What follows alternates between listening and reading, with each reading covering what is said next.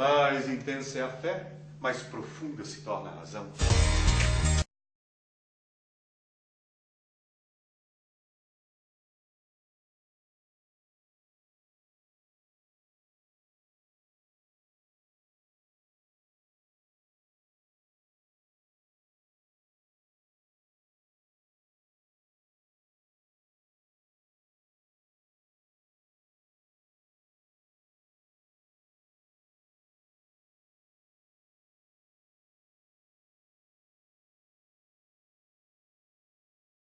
Fora, né, do... Uhum. E na época ainda ele ia contra a indústria, principalmente a inglesa, no caso, a população não comprava mais a roupa, enfim. Porque ele falava, o algodão sai da Índia para a Inglaterra por um preço baixo, aí volta para cá por um preço altíssimo, os consumidores indianos não tinham condições de pagar. E aí o que acontece? Os operários indianos começaram a perder os empregos deles, os tecelões, os artesãos. Aí ele vai para a Inglaterra, pede uma reunião com os operários têxteis de um condado chamado Lancashire. E pergunta para eles assim, escuta, vocês querem prosperar tirando um pedaço de pão da boca dos operários indianos e dos seus filhos? Porque quando ele começa essa campanha de só usar roupa fiada e tecido à mão, os operários ingleses começam a fazer greves, começam a fazer piquetes também, porque estavam pegando seus empregos na Inglaterra. Aí ele vai, faz essa reunião e os caras entendem, falam, não, o senhor tem razão. Aí param as reivindicações, aí ele volta para a Índia e começa. Então ele tinha uma visão já bem anterior à globalização. Então ele falou, olha, vamos deixar todo mundo trabalhar, que tem espaço para todo mundo. E esse não foi o único boicote que ele propôs, né? A não compra desses produtos ingleses, principalmente as roupas, enfim.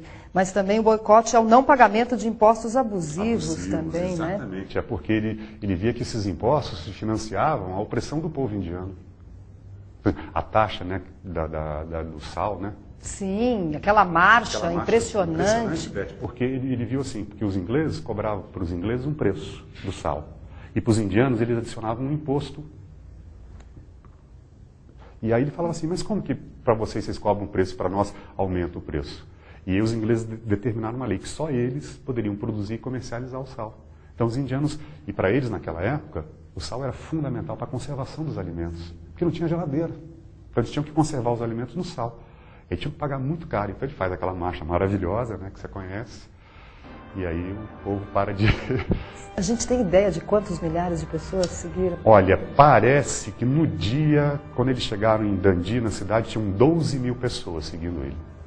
Uma marcha de 386 quilômetros. Começa com pouca gente, aí na passagem da cidade as pessoas vão entrando, aí quando eles chegam em Dundee, naquele dia, numa manhã, naquela beira do mar, ele fala, tinham 12 mil pessoas.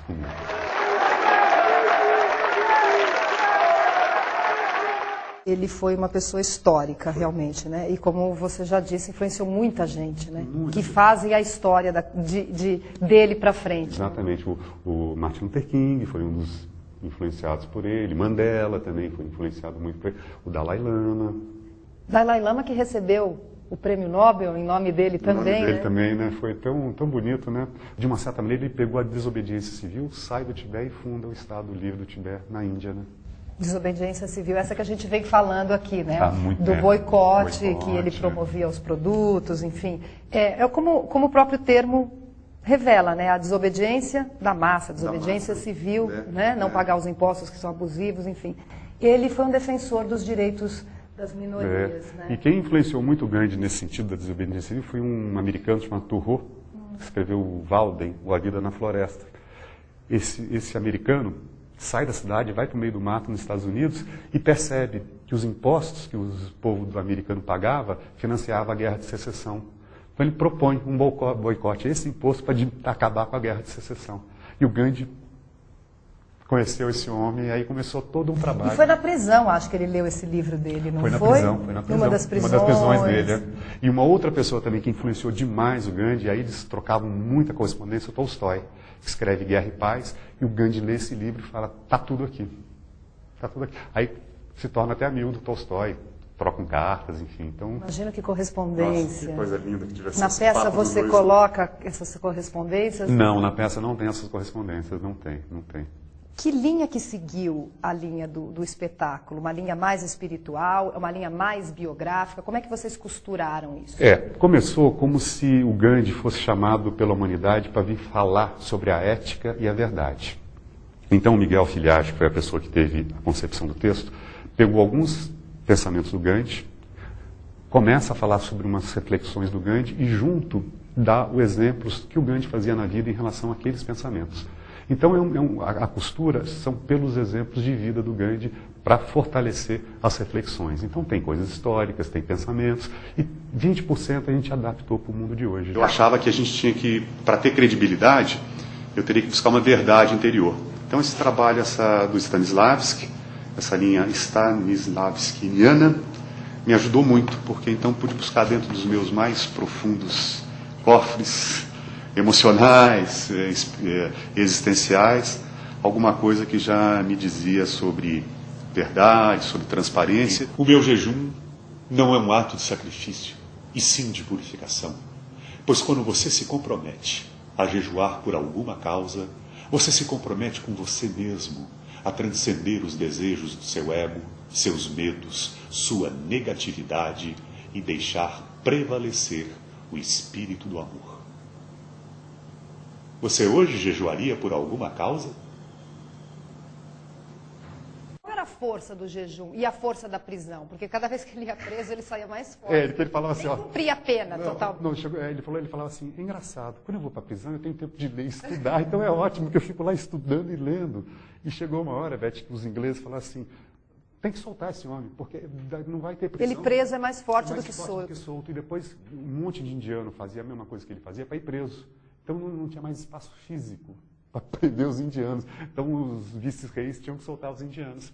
E do jejum, aí entra uma coisa espiritual e uma coisa física. Ele falava assim, o jejum, isso os grandes mestres da humanidade sempre falam, né? O jejum dá uma força mental muito grande. As ideias ficam muito claras, você tem altas reflexões, você consegue passar de uma dimensão mental para outra. E o Gandhi fazia esse jejum para provar para o povo indiano que era possível, que a única forma que ele tinha de dizer não para a Inglaterra era fazer o jejum, porque o que acontecia? Ele corria risco de morte. E ter um Gandhi morto para a Inglaterra ia ser a maior roubada.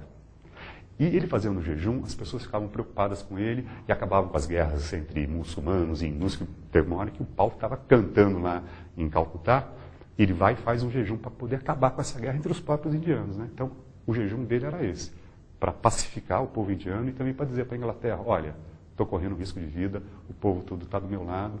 E no jejum ele tinha profundas reflexões, profundos pensamentos. E durante a Segunda Guerra, né, porque a independência lá da Índia veio depois, né? Logo depois. Em 47, a guerra acaba em 45, a independência em 47. Mas ainda durante a Segunda Guerra, ele pregava a não violência. Pregava. Para combater o nazismo, o fascismo. Ele falou assim, todos os países envolvidos no conflito da Segunda Guerra pediram o meu apoio. E eu decidi, junto com a minha esposa, não apoiar nenhum país, porque a gente é totalmente contra a guerra. Ele, na Primeira Guerra Mundial, criou um corpo de enfermeiros ajudando o exército inglês. Ele liderava os enfermeiros para ajudar o exército inglês. Então, ele teve uma visão muito profunda da guerra, porque ele viveu muito próximo, ele viveu a guerra. Então, ele achava que não era por aí que se iam resolver os conflitos. Então, ele não apoia nenhum país. Aí vem um pensamento que o Brecht vai retomar depois, que ele falava assim, porque a guerra é uma forma de comércio. Esse comércio eu não vou apoiar. Está matando gente, está fazendo grandes sofrimentos, eu não vou apoiar esse comércio. Então ele se abstém de apoiar. Inclusive, aí tem uma crítica muito forte a ele, dizendo que ele não peitou o nazismo. Ele falou, mas eu não vou peitar nem o nazismo, nem os aliados, porque os dois também estão buscando uma solução através das armas. E a mim não interessa essa solução. Isso era muito impressionante. Impressionante. Né? E ter a coragem de peitar o mundo inteiro, imagina. É.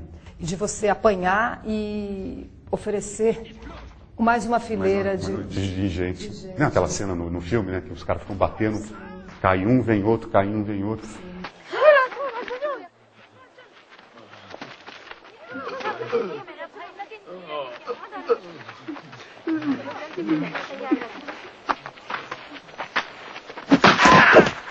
É um poder de liderança tremendo, porque para você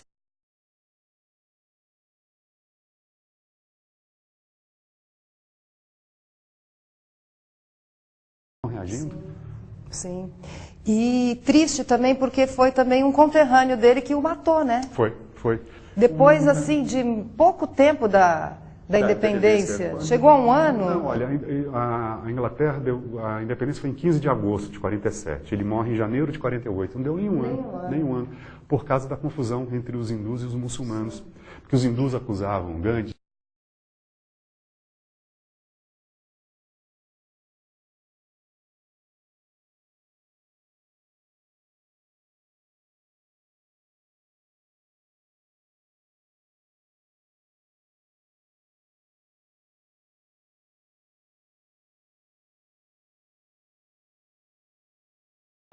mais radical e mata, né? Com a independência da Índia, hindus e muçulmanos começaram a se matar. Foi uma carnificina.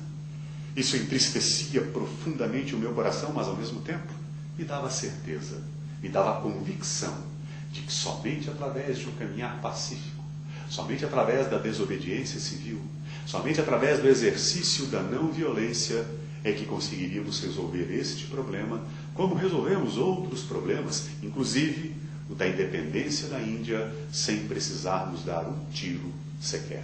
As ideias ficam e não foram em vão, né? Não, tem muita gente ainda seguindo, mesmo no mundo de hoje, no Brasil de hoje, nas minhas andanças por aí, Beth, encontro muita gente com pequenas atitudes gandhianas. Por exemplo, eu acho que alguns compositores da música popular brasileira trazem nas suas letras pensamentos. Por exemplo? Por exemplo, um Renato Teixeira dizendo assim, é preciso paz para poder sorrir. Um Gilberto Gil quando fala, se eu quiser falar com Deus. Que frase você tem dele para a sua vida? Não há caminho para a paz é o caminho. Não há caminho para a paz é o caminho. É preciso paz para poder sorrir.